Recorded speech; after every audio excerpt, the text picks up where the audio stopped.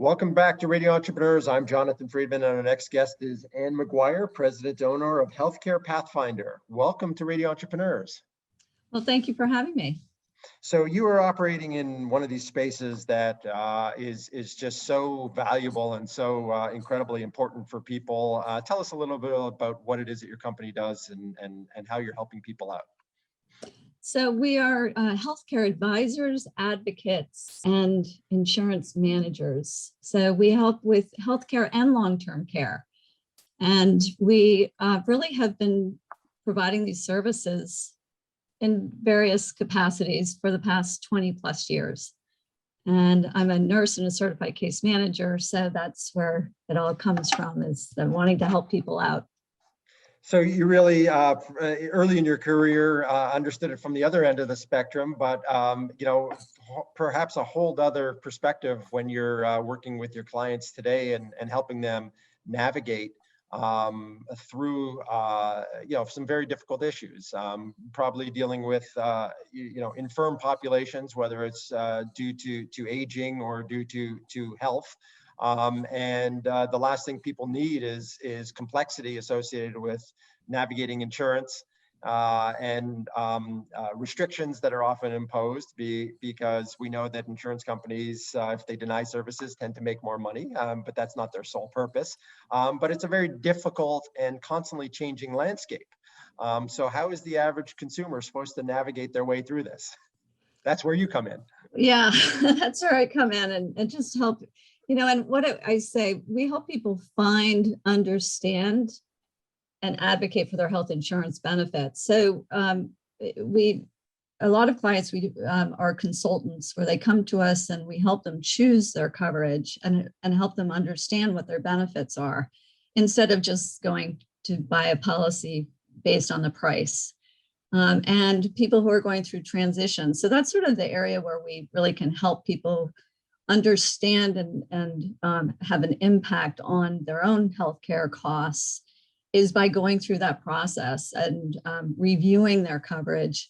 So a lot of people who are going through transitions, that's where we get involved in helping them find their insurance coverage. We don't sell insurance. I am licensed in life and health, but we don't sell.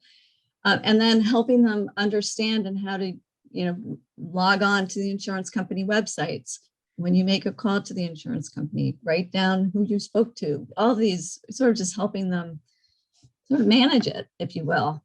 So I'd imagine, Ann, it's become a much more complex environment. I know just in a simplified manner as the person responsible for benefits administration in our firm, the landscape has shifted over the last, call it 3 to 5 years, certainly over the last decade, where it's very hard to compare apples to apples. And it's very hard to look at things and say, this is what your costs are, because a lot of the burden is shifted towards consumers over the last, as I say, 3 to 5 years. I certainly notice it in my own pocketbook, and I'm sure most people do in their wallets as well. Gone are the days of the $0 copay and very small copay deductibles. Today, people are probably foregoing medical services just because of the cost of going to do something. And that's not a good thing. So tell us what you're seeing and how that's impacted your business and what you do for people. Well, it actually goes back to probably about 25 years ago when I was a visiting nurse. So I actually started in intensive care at Yale New Haven, and then really didn't like the hospital. So I went into home care. And after 8 years, insurance companies, this was in the sort of early 90s, insurance companies started calling up and approving and authorizing the amount of visits and how often we could see our patients. And so that's where I said, oh no, we had to submit all these documents versus under most of the Medicare benefits, we really did what we needed to do and then stopped providing services when someone was stable. And, we had guidelines. And then we moved, and I ended up going to Massachusetts and working for a managed Medicare insurance company. And that's where I sort of So that gave you the other side of the coin in terms of how things work. I said, I'm going to the other side and I'm going to help out other people. And so that's where I really learned, and it was really a great experience of working with medical providers. I was working for the insurance company, but I worked for medical providers, and I followed the clients, the patients, through the continuum of care, from pre-hospital through hospital to discharge planning to home. And that's where I followed, and we tracked not only the care, but it was really it was a capitated environment where the physicians were being paid per member per month. So it was up to them to determine what they wanted to pay for and what they didn't. So that was really interesting. And then we moved again, and that's where I joined a firm that was really on the advocacy side.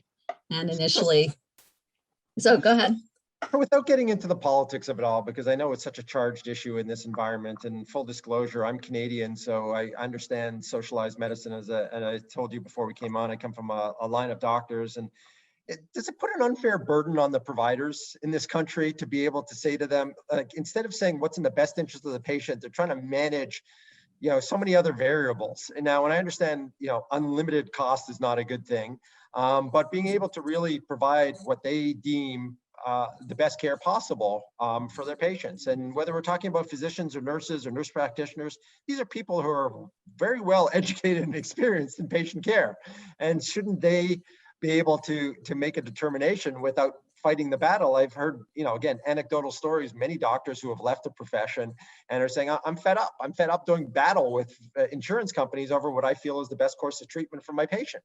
So tell us about that. And I try not to make it politically charged, but, how do you help your clients to navigate that world and frustrated physicians, et cetera? So, and having seen it from your perspective, being on the managed care side as well.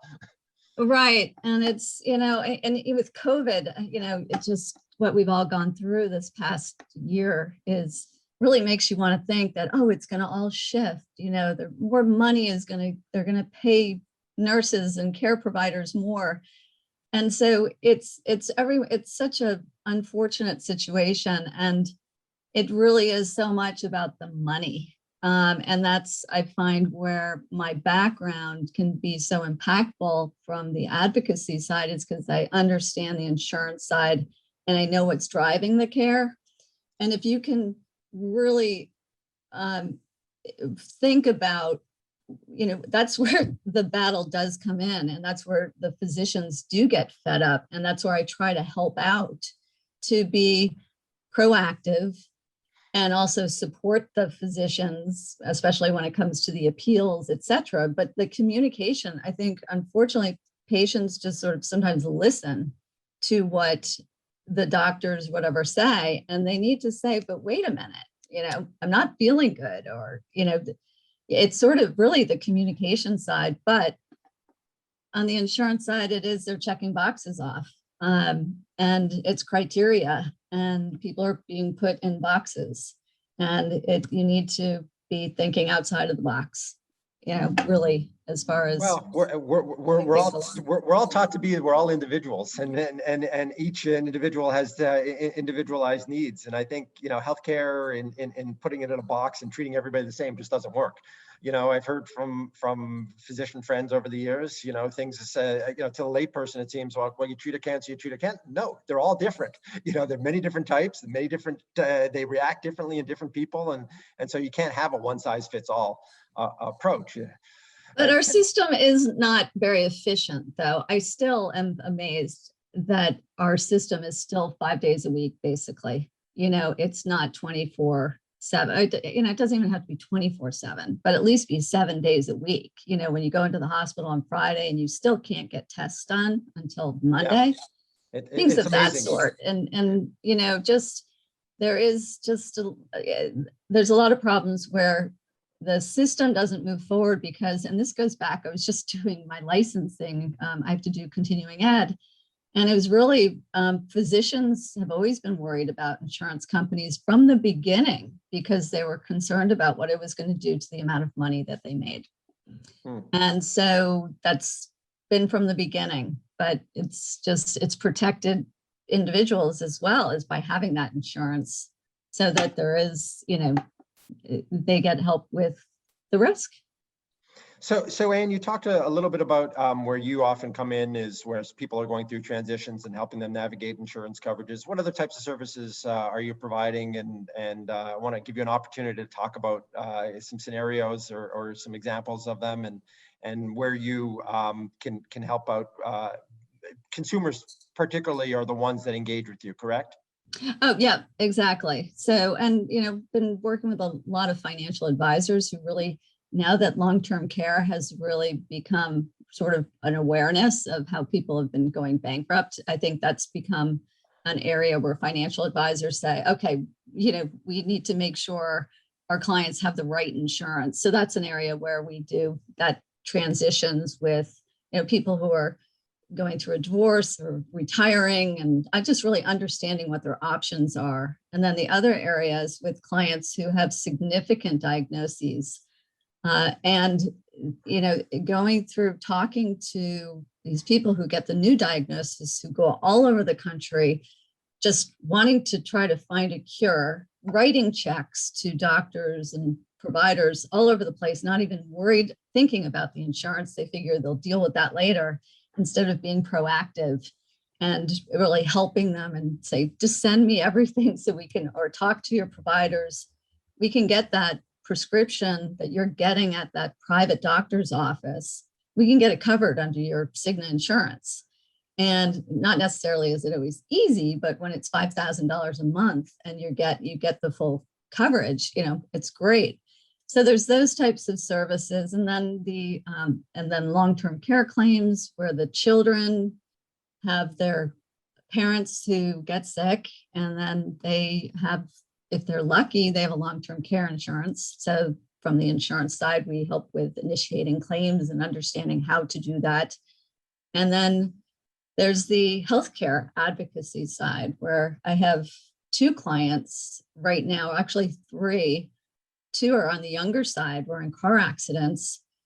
And it's helping the family understand the insurance side, but also helping them speak the language, ask the questions, what to ask for, why aren't you providing these services? And then dealing with the insurance company saying, oh, sorry, you're done. It's time for you to go home. We're not paying for this anymore.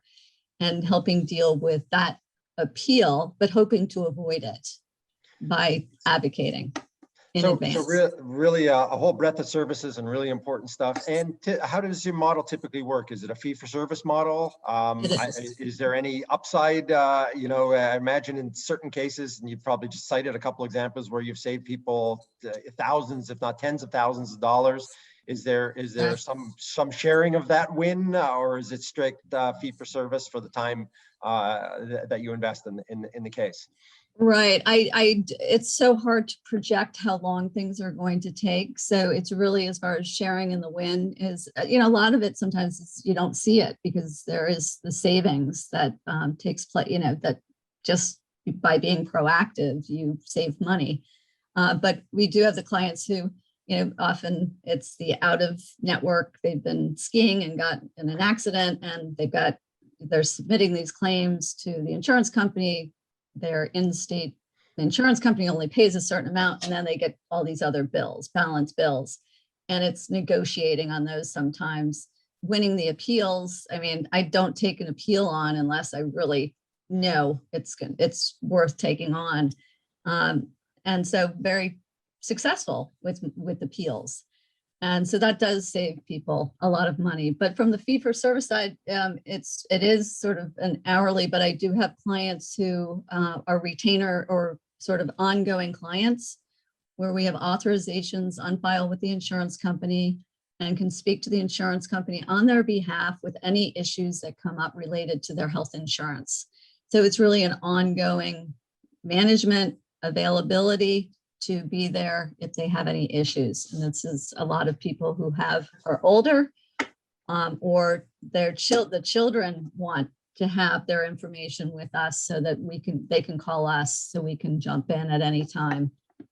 Great stuff, Anne. And we can, this is an area that I'm passionate about. We can probably spend hours discussing. And if people want to get in touch with you, like to learn more about what it is that you do and how you can help them, what's the best way for them to reach you?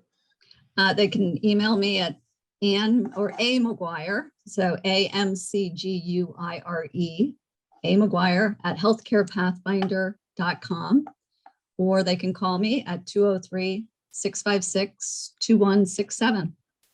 Great stuff, Ann. It's been a pleasure getting to know you, learn more about your service. Ann McGuire, President, owner of Healthcare Pathfinder, LLC. It's been a pleasure having you on Radio Entrepreneurs. Thank you very much. I've enjoyed it, and I'll look forward to talking to you more about it. Absolutely. We'll be right back with another segment on Radio Entrepreneurs.